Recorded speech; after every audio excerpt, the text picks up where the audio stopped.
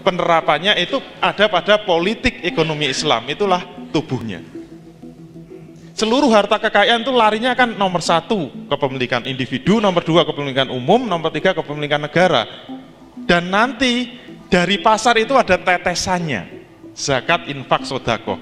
Jadi mohon maaf, yang terlalu semangat dengan zakat itu bukan jantungnya ekonomi Islam. Zakat itu hanya bonus, hanya tetesan yang masuk ke jantung.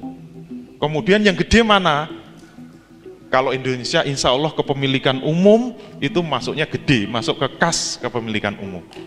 Nah, kepemilikan negara ini masuk kas kepemilikan negara. Saya punya hitungan simulasi kasar, tapi sudah lama, tahun 2010. Ini Profesor Fahmi Ambar yang mengolah. Itu APBN Indonesia masih 1.000 triliun. Kalau kepemilikan umum dikelola secara benar dan masuk ke kas Baitul Mal, dalam rupiah kita dapat 1.764 triliun.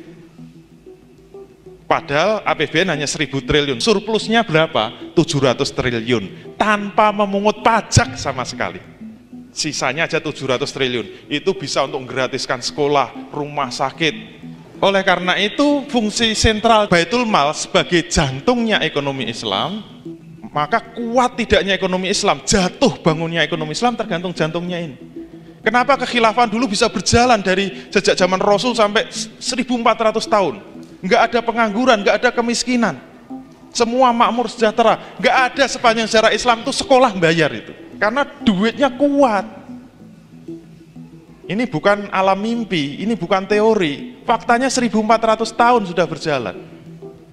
Maka kalau Baitul Mal kuat, itu peruntukannya apa? Pertama, untuk memenuhi kebutuhan pokok individu, sandang, pangan, papan. Maknanya apa? Tidak boleh ada individu yang miskin. Kalau nggak punya rumah tinggal tunjuk jari, saya nggak punya rumah, nggak usah ke properti. Dulu Imam Ali ketika jadi khalifah, dia mengatakan saya hanya bisa tidur tenang kalau kas Baitul Mal sudah kosong. Setiap ada uang masuk, langsung saya distribusikan kepada rakyat saya baru bisa tidur tenang. Kalau itu kas Baitul Mal masih ada uangnya, saya nggak bisa tidur. Zaman Umar bin Abdul Aziz, itu nyari orang yang berhak menerima zakat itu sampai nggak ada. Itu ada orang dikasih, marah itu, tersinggung berat. Masa saya dikasih uang zakat itu? Memangnya saya miskin apa? Gitu loh. Itu kasihkan tetangga lagi, marah. Akhirnya balik ke Baitul Mal, nggak ada yang mau terima. Dan ini bukan cerita mimpi ya, ini fakta. Yang kedua, untuk pemenuhan kebutuhan pokok masyarakat, pendidikan, kesehatan, keamanan.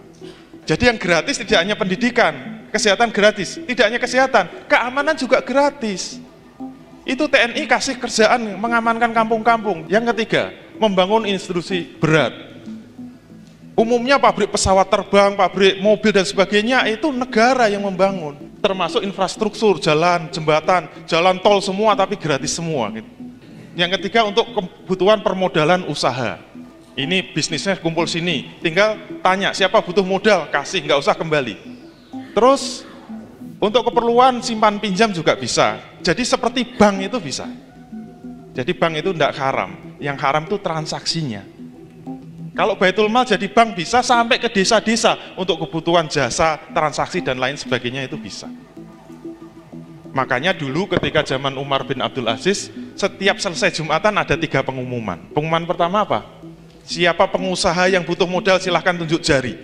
Akan dikasih modalnya dari Baitul Mal, nggak usah kembali. Itu aja nggak ada yang tunjuk jari kok. Semua sudah pengusaha, sudah kaya semua. Pengumuman kedua, siapa yang sudah punya bisnis tapi masih punya utang, silahkan utangnya minta dibayari Baitul Mal. Itu aja nggak ada yang tunjuk jari. Sampai pengumuman ketiga, siapa pemuda yang sudah punya bisnis tapi belum menikah karena nggak kuat bayar mahar, maharnya dibayari. Coba bayangin, itu aja nggak ada yang tunjuk jari.